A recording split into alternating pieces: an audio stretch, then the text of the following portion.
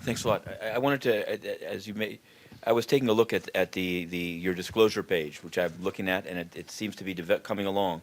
Since the last time you were here, you have you list contributions from Ireland and Denmark, and it's a little unclear. I just wanted to ask you whether the Denmark specific dollar contribution is in addition to the footnote about accommodations, or is it that for travel? Basically, you've listed all these, your various travels to Abu Dhabi, Davos, Jordan.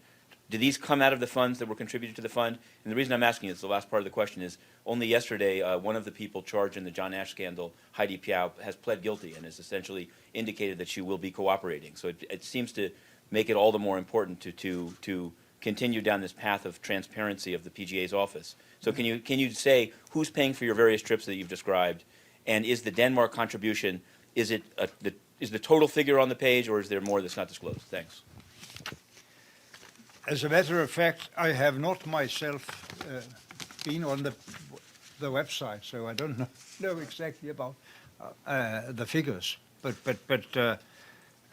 maybe there are people in this room that can supply me with the information. Otherwise, we will send it to you. I think that's more safe to do that, because I've not had any time to get a status on this. Sure, but I guess on this guilty plea by Heidi Piao, do you see it? I mean, I guess this seems to indicate that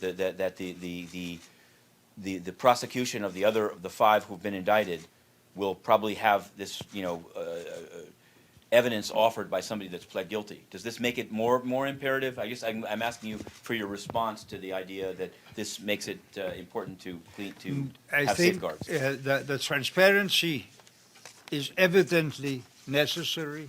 We will present it as much as we have promised for our own office period this year. And as you know, there are considerations right now in the General Assembly, in the group working with revitalization on more formal regulations in the future. But I will not go into any comment to the ongoing trial.